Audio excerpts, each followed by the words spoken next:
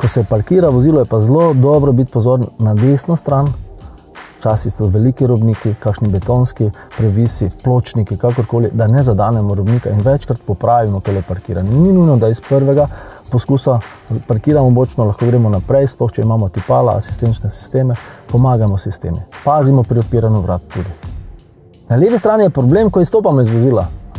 Ko izstopamo iz vozila, ker seveda vozila vozijo kolesarji, pešci, motoristi, vse, dosti prometov, kaj moramo biti pozorni, vedno preveriti to zadevo. Sploh, ko peljemo ven iz parkirišča, bodimo pozorni, če kakšno vozilo pripelje. Ni samo vozilo, lahko je pešec, kolesar, večkrat preverimo v ogledalo in pa pogled preko ramena, ki ga večina voznikov pozablja. Torej, obrnite glavo, pogledajte s svojimi očmi, kaj se dogaja v boku.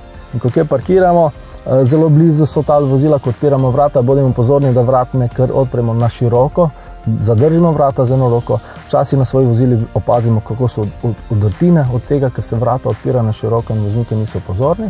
In pa seveda še enkrat, če je okoli avta karkoli, kakšni betonski, cvetlični korite, dajmo paziti na svoje vrata, ne jih odpirati na široko, preverimo, bodimo počasni z odpiranjem vrat, nežno, počasi, da ne zadanemo vrata v kakšen robnik.